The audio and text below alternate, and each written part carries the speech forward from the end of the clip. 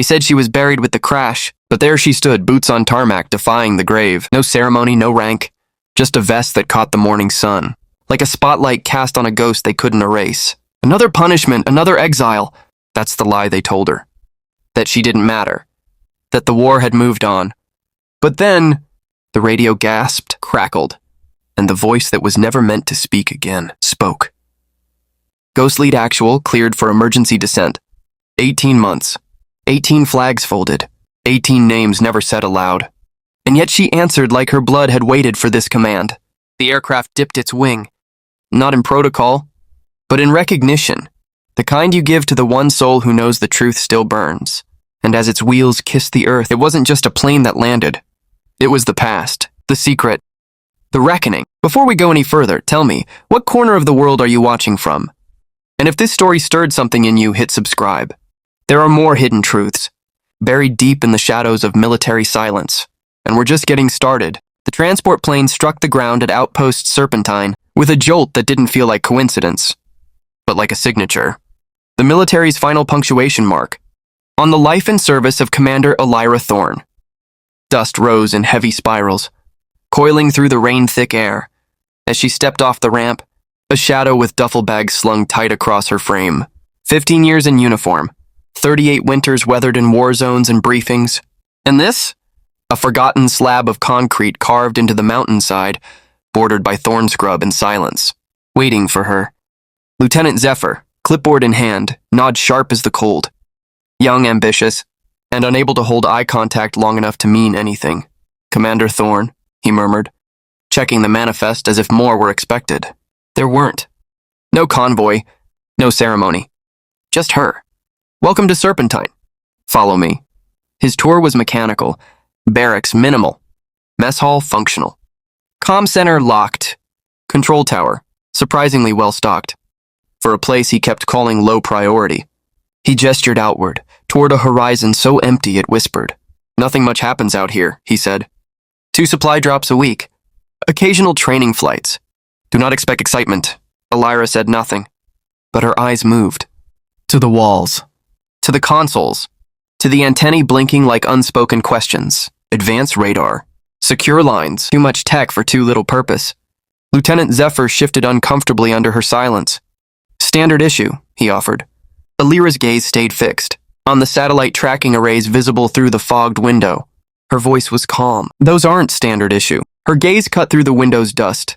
Locking on systems she knew too well. Astral 9 arrays, not meant for outposts. They belonged to black sites. Covert missions, classified zones, where silence was currency and shadows had ranks. These are Astral 9 systems, she said. Her voice calm, but carved from steel. They're only deployed for high-security monitoring.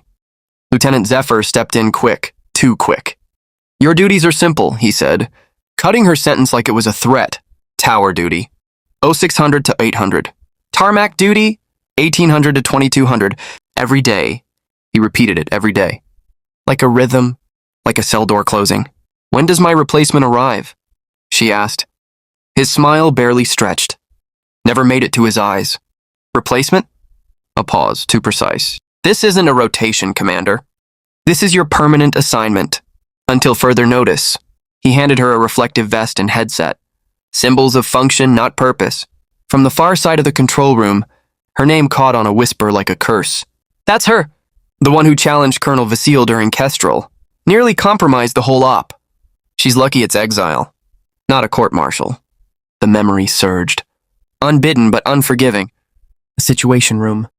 Glowing monitors, silent tension. Her voice louder than command permitted. These coordinates are wrong. There's a village there, not a weapons cache. I will not authorize this strike. Back in Serpentine, Zephyr raised an eyebrow. Any questions? She took the vest. Saluted. No, sir. Her gaze cut through the window's dust. Locking on systems she knew too well. Astral 9 arrays, not meant for outposts. They belonged to black sites. Covert missions, classified zones, where silence was currency and shadows had ranks. These are Astral 9 systems, she said. Her voice calm, but carved from steel. They're only deployed for high-security monitoring. Lieutenant Zephyr stepped in quick, too quick. Your duties are simple, he said, cutting her sentence like it was a threat. Tower duty, 0600 to 800. Tarmac duty, 1800 to 2200. Every day. He repeated it every day. Like a rhythm, like a cell door closing. When does my replacement arrive? She asked. His smile barely stretched. Never made it to his eyes. Replacement? A pause, too precise. This isn't a rotation, Commander. This is your permanent assignment. Until further notice. He handed her a reflective vest and headset. Symbols of function, not purpose. From the far side of the control room, her name caught on a whisper like a curse. That's her! The one who challenged Colonel Vasile during Kestrel. Nearly compromised the whole op. She's lucky it's exile, not a court-martial. The memory surged. Unbidden but unforgiving. A situation room. Glowing monitors, silent tension. Her voice louder than command permitted. These coordinates are wrong. There's a village there, not a weapons cache. I will not authorize this strike. Back in Serpentine, Zephyr raised an eyebrow. Any questions? She took the vest. Saluted. No, sir. That night, silence greeted her quarters. A private room, not a privilege, but a cell in clean disguise. She unpacked in ritual, each motion deliberate. Each breath heavier than the last. A bare room. One bed, one desk. One locker, and a window that barely kept the wind out. From deep in her duffel, she unwrapped something wrapped tighter than armor. A small wooden box. Inside, a distinguished service cross face down. A photograph turned so its image could not accuse. A worn leather flight log, its edges frayed by years and grief. Her fingers brushed faded embossing. Diara, Commander. The rest lost to time or purpose. She placed them gently in the desk drawer. Expression unreadable, but her hand trembled before the drawer clicked shut. From beyond the thin walls, radio voices buzzed like wasps. Mentions of unscheduled training flights. Strange readings in the atmosphere. Terms too vague to mean nothing. Through her window, floodlights bled across the perimeter. Technicians worked late into the dark, installing equipment on fences no one expected to matter. Too much movement. Too much gear. For a place meant to be forgotten. 3 days passed, in a silence thicker than orders. In the mess hall, conversation died the moment she entered. Chairs scraped back. Plates were abandoned, half-finished. No one said anything directly, but the message had weight. They wanted her gone without saying it. In the control tower, she sat among locked cabinets and red-tagged terminals. More of the outpost was off-limits than it was open. She was stationed here, but she didn't belong here. Not in their eyes. On the third evening, the air changed. Lieutenant Zephyr entered the tower, not alone. 3 officers followed, unknown, unreadable. They wore no rank, no patches, no history. Their conversation ceased as soon as they saw her. One, older, scar beneath his ear like a forgotten story, looked at Elira Thorne with recognition too sharp to be casual. Before she could ask, he was ushered away, into a restricted section behind double doors. She turned to Zephyr. Do I know him? His answer came too fast. Unlikely. Finish your shift, then report to the tarmac. The storm rolled in as she took her place outside. Wind howled like it remembered her name. Her vest snapped against her body, headset tight against her ears. She stood alone, a sentinel wrapped in static and stormlight. Lightning bloomed on the horizon, painting the jagged teeth of the mountains that kept Outpost Serpentine isolated from the world's memory. Then, her headset hissed. Static, and behind it voices from regional stations. We're seeing instrument failure, navigation anomalies across sectors. Weather patterns aren't aligning with forecasts. Then, Staff Sergeant, confirm any lights to the northeast? Elira scanned the clouds. Black ripping. Empty. Negative, she responded. Just storm clouds. But then, a sound. Not thunder. Not wind. Engines. Distant, deliberate. Wrong. Not listed in the day's manifest. Not scheduled. Not expected. The tower flared with alarm. Unidentified aircraft, state your call sign. We're getting interference on every frequency. Check the radar. That sector should be dead! Her headset filled with noise. A burst of static like a scream swallowed mid-breath. Then, nothing. Absolute silence. The kind that doesn't happen by chance. Something in her shifted. Not fear? Recognition. Her spine aligned like a soldier's should, eyes locked toward a tear in the storm. Others would have seen clouds. She saw something else. Then, A voice. Female. Commanding. Familiar. Serpentine Tower. This is Ghost Lead Actual, requesting emergency landing clearance. The room behind her exploded in disbelief. Who authorized that call sign? That's impossible. Maintain radio discipline, the tower snapped. But it was already too late. She stood frozen on the tarmac. Not in fear, but in something sharper. Recognition, conviction, and somewhere beneath it all, hope. Her hand rose to her headset, without a whisper of hesitation. Ghost Lead Actual, this is ground control. You are cleared for emergency descent on runway 29. Wind at 15 knots northeast. Then, nothing. No reply. No static. Even the storm held its breath. Time itself suspended in the weight of the impossible. And then, the sky opened. A dark silhouette tore through the clouds, its lines unfamiliar, its presence undeniable. An advanced fighter, unlike any in official rotation, touched down like a ghost landing on memory. It rolled smoothly, deliberately, straight toward Commander Elira Thorne. As it passed, the aircraft dipped its wing. Not protocol. Recognition. The tower ignited. Security teams to the tarmac, immediately. Who authorized that landing? Staff Sergeant Thorne, maintain your position. Do not approach the aircraft. Headlights exploded across the runway, cutting shadows with violence. Security vehicles screeched to a halt, forming a cage of steel, guns drawn, voices raised. Through the storm, Lieutenant Zephyr emerged, rage and fear warring on his face. Staff Sergeant Thorne, step away from the aircraft and explain yourself, now! But she didn't move. Not an inch. Rain began to fall. Cold silver threads between sky and earth, illuminated in chaos. How did you know that call sign? Zephyr barked, closing in like a threat in uniform. Who authorized you to clear that landing? Before her lips could form a word, the cockpit opened. A pilot emerged, helmet still sealed, walking through gun sights, like they weren't even there. The helmet came off, and the world cracked. Gasps tore through the security teams. Weapons lowered. Eyes widened. Commander Daxon Ryle, declared KIA 18 months ago, honored with medals, mourned by generals, eulogized in a congressional chamber. But here she stood. Scarred, yes. Broken, no. Alive. That's impossible, Zephyr whispered. You're dead. Ryle's smile was cold. Cut from truth. Reports of my death, she said, were politically convenient. Stand down. Before the tension could break, a new voice cut through the noise like a blade. Colonel Adair, commander of Serpentine, steel in his spine. But now, shock on his face. Commander Ryle, you were declared KIA. Your memorial is etched in command. Ryle stood to attention. Not for him. Not for the past. But for the mission. Sir, I've returned with critical intelligence. For Commander Thorne. The words landed like gunfire. Everything stilled. The title echoed in the air. Commander. Commander?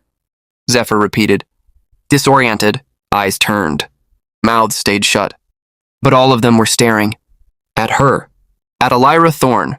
Report, she said, her voice like quiet thunder. Ryle nodded. Operation Black Veil has gone critical. The mission parameters you questioned were deliberately falsified. I have confirmation. Colonel Adair stepped forward, a command resurfacing in his chest. This is a security breach, he said, but no one moved.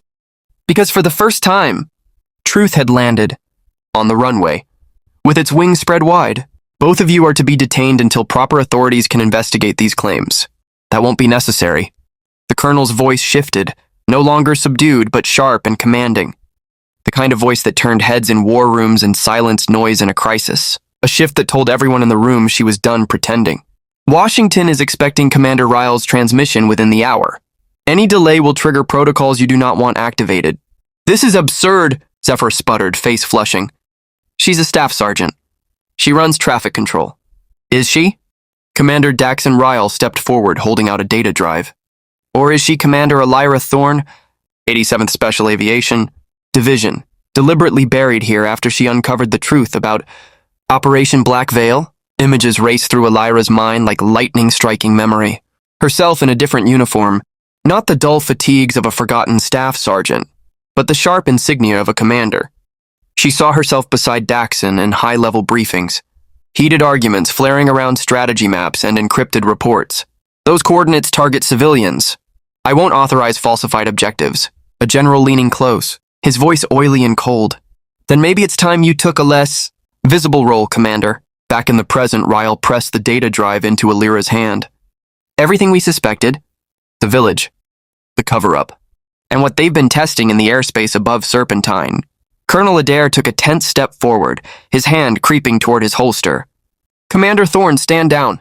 Every person in the room froze. Commander. The word fell like a stone into water. No one corrected him. No one questioned it. It confirmed the impossible. You knew, Alira whispered. You've been monitoring this post for months, waiting for him to reach me. That's why I'm here, Adair said almost regretfully. Not punishment, bait.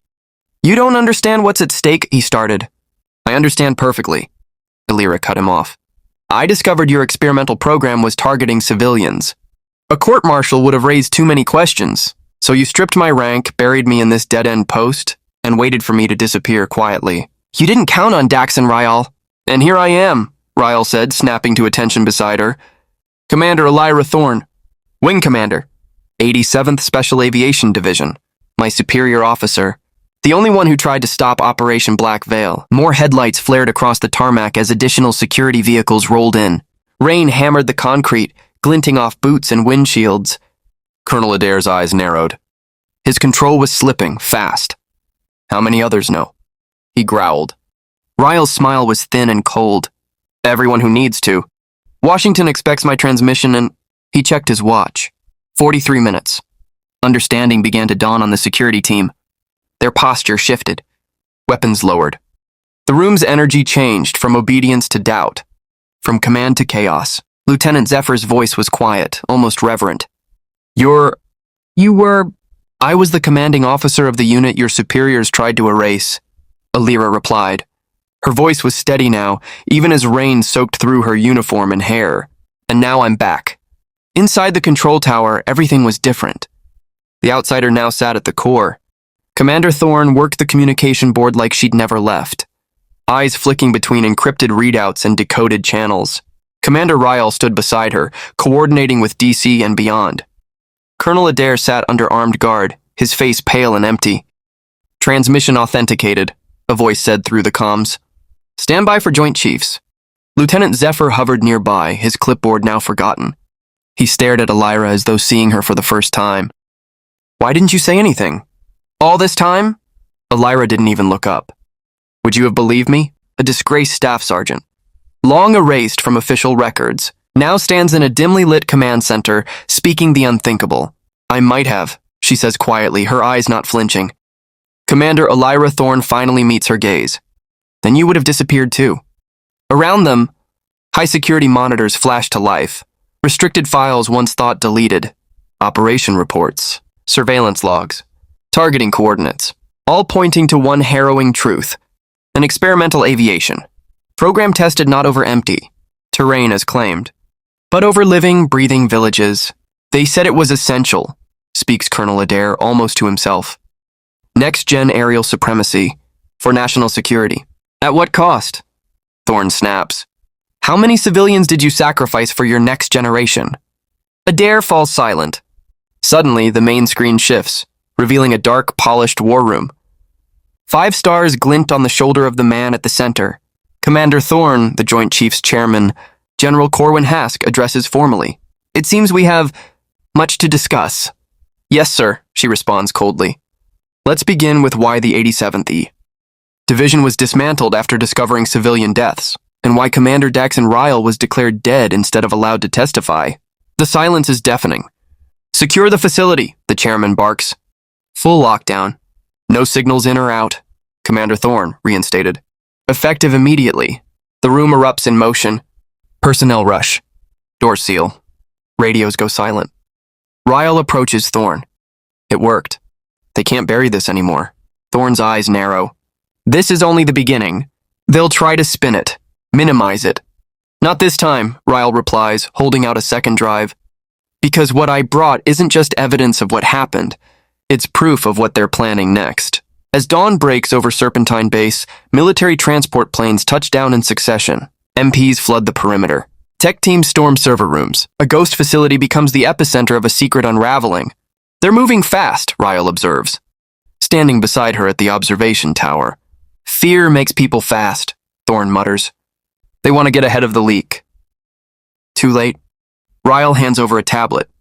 On screen, headlines screaming across the globe.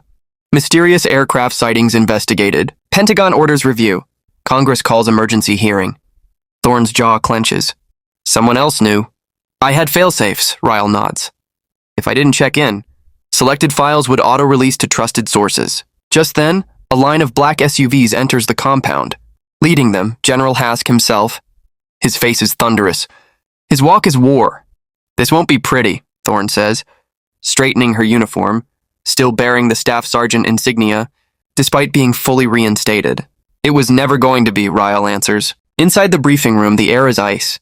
Thorne and Ryle drop the truth like firebombs.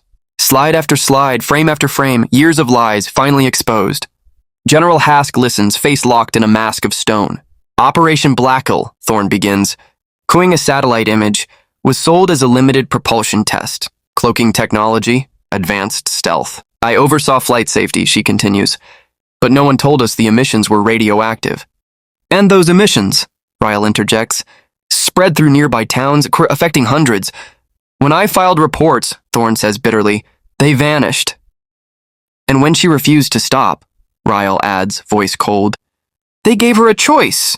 Accept reassignment or face court-martial for insubordination. General Corwin Hask turned sharply to Commander Daxon Ryle, voice like gravel grinding against steel. And you, he added, tone razor-thin, were reported dead when your aircraft went down during that prototype test flight. Ryle didn't flinch. My aircraft was sabotaged, he said flatly. When I survived, certain people decided it was convenient to declare me dead. So I let them. Gave me time to collect evidence. An aide leaned in toward Hask, whispering something urgent. The general's brow furrowed deeper, his face growing grim. CNN's reporting early leaks, he muttered. Someone's feeding them details on Operation Black Veil. Like I said, Ryle replied, contingencies. Hask began pacing, fury and anxiety colliding in his stride. Do you have any idea what you've set in motion? That technology was critical. Yes, there were complications. Yes, things went wrong. But we needed that program. Necessary fails when it buries villages and erases people, said Commander Elira Thorne, stepping forward. She laid a tablet on the table, its screen flashing between autopsy photos, satellite scans of scorched rural terrain, and forged casualty records. These people might have disagreed with you, sir, if they were still alive. The silence that followed was total. It crushed the room like air before a storm. Finally, Hask exhaled. What do you want? Justice, Ryle answered simply. For the victims. For the 87th Division, dismantled for doing its duty, and safeguards so nothing like this ever happens again. Impossible, Hask snapped. If the truth gets out, military credibility shatters. It's national suicide. The damage is already done, Ryle said. Now it's a matter of whether you own it and rebuild, or we let every unredacted file go public. Hask's eyes turned cold. That would be treason. So was faking casualty logs, Thorne responded evenly. So was using civilian zones to test weapons. So was erasing a living officer to protect an illegal program. So was stripping a commander of her rank for refusing to lie. Hours passed in hushed, heated negotiations. Outside, more black SUVs rolled in. Armed personnel secured the perimeter. The forgotten shell of Outpost Serpentine began transforming, quietly, rapidly, into the heart of a national reckoning. By nightfall, an agreement began to crystallize. General Hask, now fully aware of the mountain of proof against them, dropped his posturing for pragmatism. The 87th Division, he said slowly, fully reinstated. Under your command, Commander Thorne. Congressional oversight for all future advanced aviation projects. Compensation to all affected regions. Ryle's gaze was steel. Internal investigation. Full chain of command. And real consequences. The way he said it, no one doubted what he meant by consequences. But Thorne wasn't finished. Not enough, she said. We want public acknowledgement. Not a sanitized version. No scapegoats. No sudden suicides. No unexplained accidents. Hask paled. You're asking the impossible. The public can't know everything that happened here. Ryle turned the monitor toward him. A major news network blared live coverage. They already do, he said. Or they will within the hour, unless we have your agreement. The silence that follows feels heavier than any shouted command. It's not just a negotiation, it's a test of wills. Every eye flicks between the figures seated at the table. Finally, General Corwin Hask exhales long and low. Draft the paperwork, he says to his aide. Commander Elira Thorne will have her division back by morning. As the meeting dissolves and voices fade, Elira finds herself standing alone with Commander Daxon Ryle in the now empty briefing room.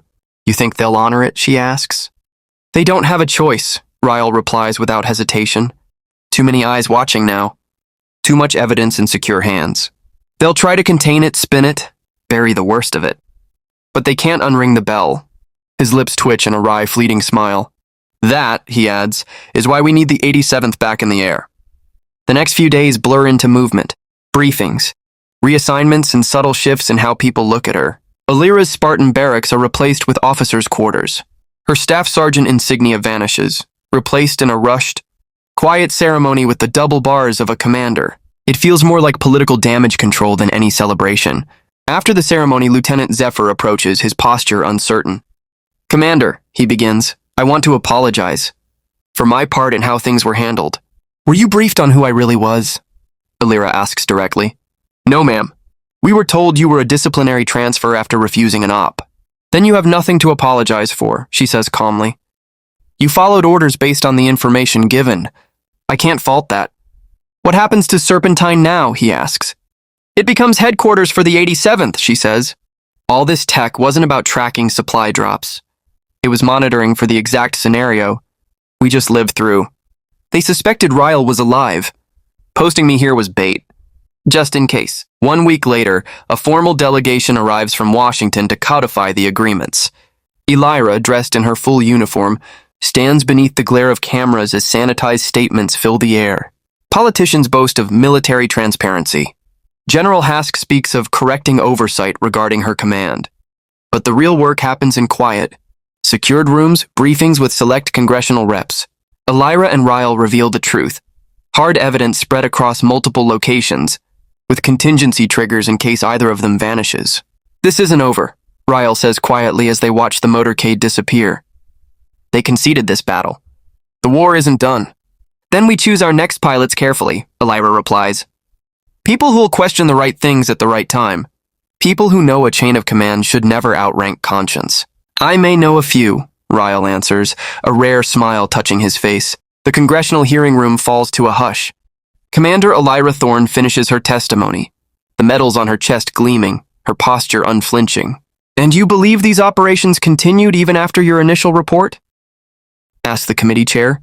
Not just continued, Senator, Elira answers, voice crisp. They accelerated. The data Commander Ryle recovered shows 17 more test flights over populated zones after I was reassigned. The casualty projections are in your briefing folders. Cameras flash. Behind her, grim-faced military officials sit stone still. Among them, Colonel Adair, flanked by military police, remains quiet. This committee will recess until tomorrow, the chair declares. Commander Thorne, the nation owes you a debt of gratitude for your bravery. As the room clears, Elira stays seated, organizing documents. A shadow falls across the table. General Hask. I want to personally express my regret, he begins, tone restrained, for how this was handled. Regret? She echoes, looking up. Is that what we're calling the attempted erasure of my career and Commander Ryle's existence? I followed orders I believed were in the nation's best interest, he replies stiffly. So did I, she says. Difference is I questioned mine when they broke our oath. She stands, tucking her files into a folder. If you'll excuse me, General, I've got a division to rebuild. Her new quarters at Andrews Air Force Base reflect the shift. Spacious, sunlit, with a view of the airfield. But Elira Thorne doesn't linger at the window. She's already planning. Already moving. The fight isn't over, but now she's no longer fighting it alone. Commander Elira Thorne carefully unpacked the modest wooden box that had followed her through every station, every battlefield, and now back to Serpentine. No longer a forgotten outpost, but a reclaimed crucible of truth. She arranged its contents with the reverence of a ritual. The Distinguished Service Cross, this time displayed properly, encased in a frame of tempered glass. A photograph once hidden beneath classified tags, now placed front and center, her old flight crew, Dax and Ryle among them, standing shoulder to shoulder in front of their aircraft. And then the flight log, its weathered leather cover creased by time. Her name, Commander Elira Thorne, now no longer redacted or erased. A knock at the door pulled her from the haze of memory. Commander Dax and Ryle stepped in, a bottle of aged scotch in one hand, 2 glasses in the other.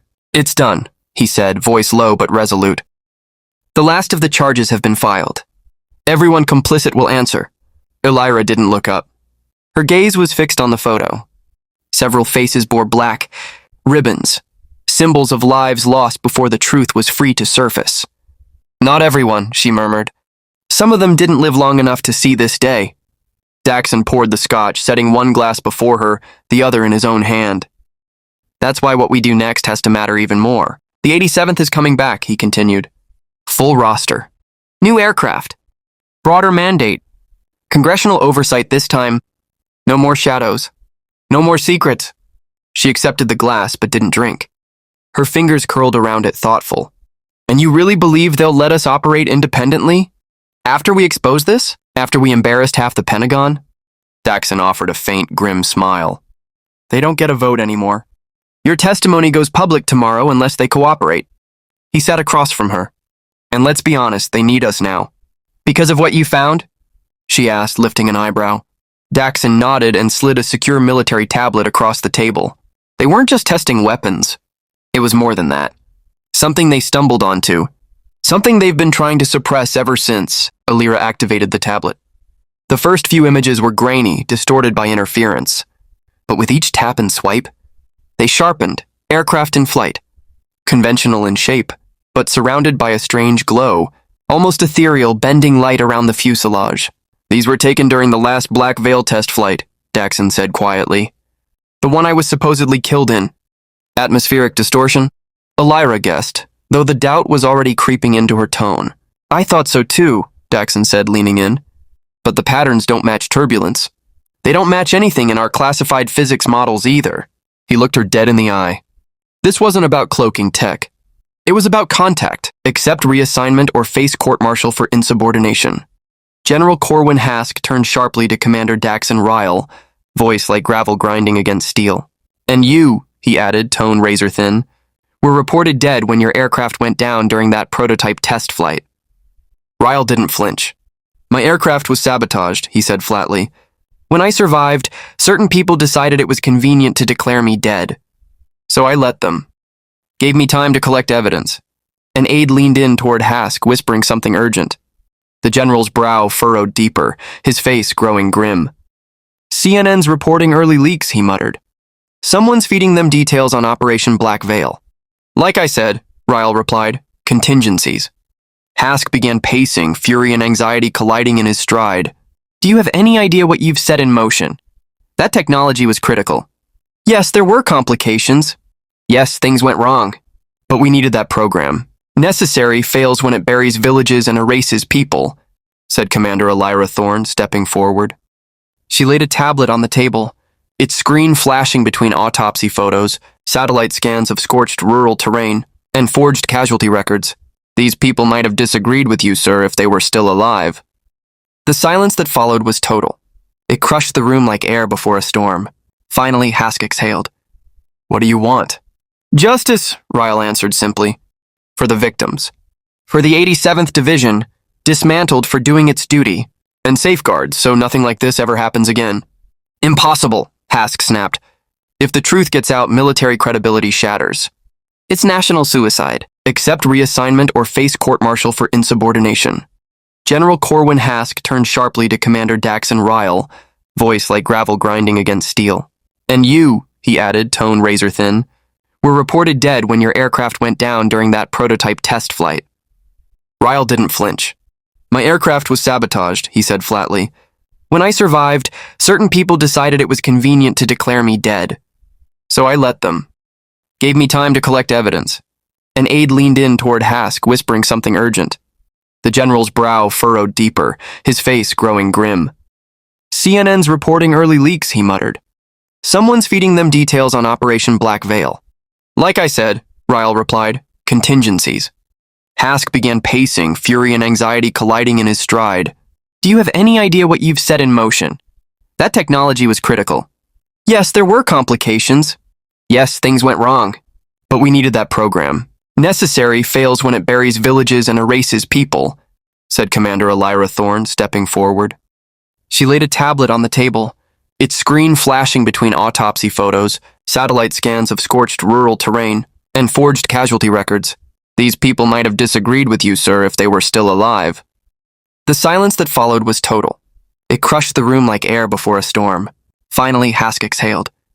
What do you want? Justice, Ryle answered simply. For the victims. For the 87th Division, dismantled for doing its duty, and safeguards so nothing like this ever happens again. Impossible, Hask snapped. If the truth gets out, military credibility shatters. It's national suicide. Accept reassignment or face court-martial for insubordination. General Corwin Hask turned sharply to Commander Daxon Ryle, voice like gravel grinding against steel. And you, he added, tone razor-thin, were reported dead when your aircraft went down during that prototype test flight. Ryle didn't flinch. My aircraft was sabotaged, he said flatly. When I survived, certain people decided it was convenient to declare me dead. So I let them. Gave me time to collect evidence. An aide leaned in toward Hask, whispering something urgent. The general's brow furrowed deeper, his face growing grim. CNN's reporting early leaks, he muttered. Someone's feeding them details on Operation Black Veil. Like I said, Ryle replied, contingencies. Hask began pacing, fury and anxiety colliding in his stride. Do you have any idea what you've set in motion? That technology was critical. Yes, there were complications. Yes, things went wrong.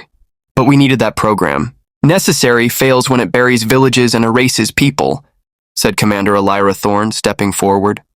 She laid a tablet on the table, its screen flashing between autopsy photos, satellite scans of scorched rural terrain, and forged casualty records.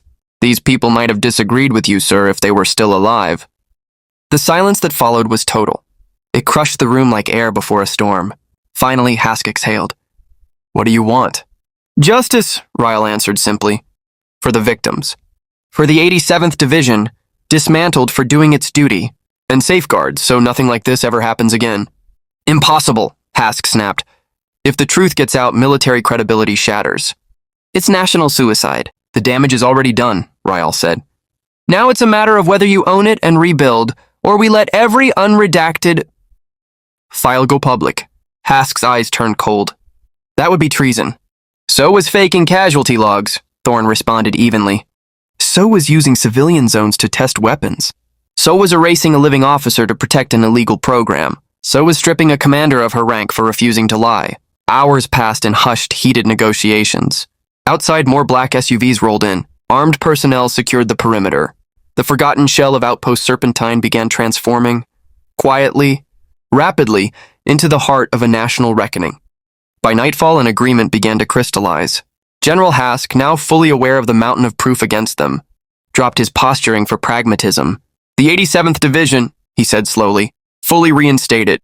Under your command, Commander Thorne. Congressional oversight for all future advanced aviation projects. Compensation to all affected regions.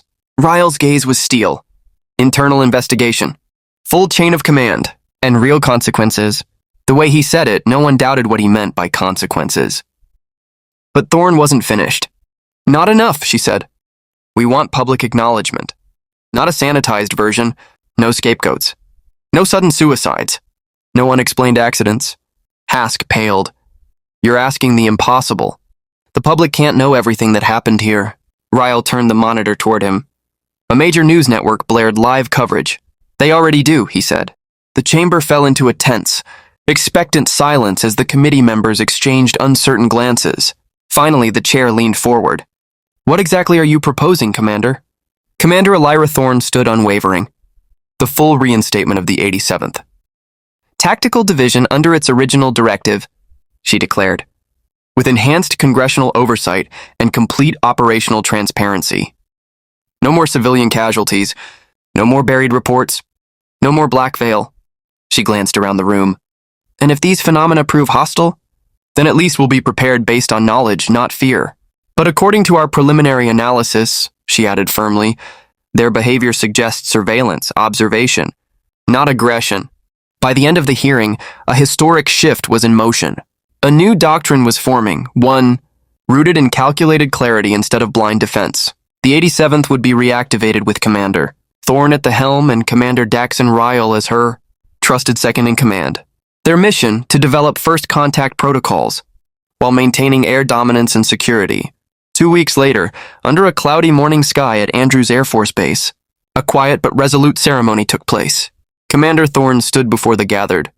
Ranks, some were battle-worn veterans of the now-defunct division, others newly recruited officers handpicked by her and Ryle.